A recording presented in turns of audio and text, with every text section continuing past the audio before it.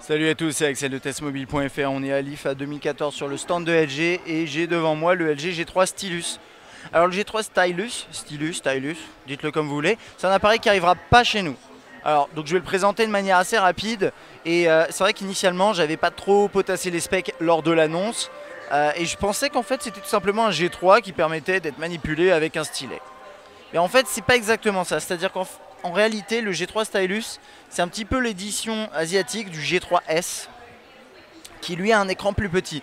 Lui, il a un grand écran puisque apparemment le marché asiatique aime bien les appareils à grand écran et préfère avoir un grand écran et des petites specs plutôt que et est prêt à dépenser peut-être un peu plus plutôt que d'avoir un G3S avec un plus petit écran et des plus petites specs. L'écran est vraiment un élément apparemment central. C'est ce que nous disait LG en tout cas.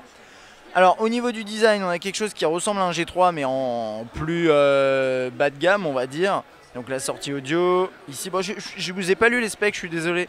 Donc 5.5 pouces QHD, pas Quad HD mais QHD, IPS, quad-core 1,3, 13 mégapixels à l'arrière, 1,3 à l'avant, 3000 mAh, 1 Go de RAM, 1 Go de mémoire interne, Android 4.4.2. Voilà, et puis le petit stylet ici qui vient, je crois, se ranger là.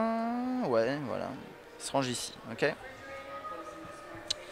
Alors, côté design, là où je vous disais sortie audio, la caméra frontale, on n'a rien ici, les boutons sont intégrés dans l'interface.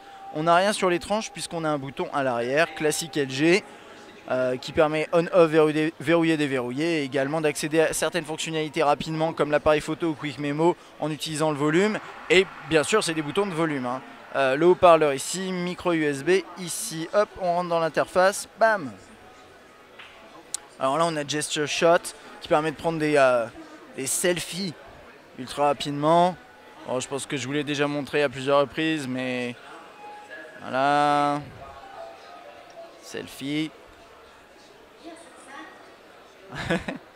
Donc voilà, on a l'interface qu'on trouve sur le G3, bien sûr avec des specs un peu moins grosses. Ce qui m'intéresse plutôt de voir, puisque c'est un appareil qu'on n'aura pas chez nous, c'est qu'est-ce qu'on peut faire avec le stylet. Hop, on va le prendre. Bon, c'est un petit stylet comme ça. Je vais essayer de vous montrer ça avec une petite boule au bout, un peu comme certains stylos qu'on peut acheter sur internet. Alors, qu'est-ce qu'on peut faire avec ça? Je me le demande. À mon avis, c'est un peu... Honnêtement, je pense que c'est gadget. Je pense que c'est vraiment plus si vous avez des applications de dessin et tout, parce qu'il n'y a pas l'air d'avoir d'application à part celle-là, vraiment dédiée pour la prise de notes.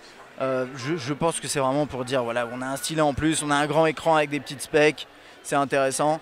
En tout cas, il ne viendra pas chez nous, apparemment il est dual SIM d'après ce que je vois. Voilà. Si vous avez des questions, n'hésitez pas. Après, c'est vrai que comme il vient pas chez nous, je sais pas si je pourrais forcément répondre, notamment prix, disponibilité, etc. C'est pas forcément intéressant. Mais bon, j'espère que en tout cas cette vidéo vous aura plu. Et moi je vous dis à bientôt.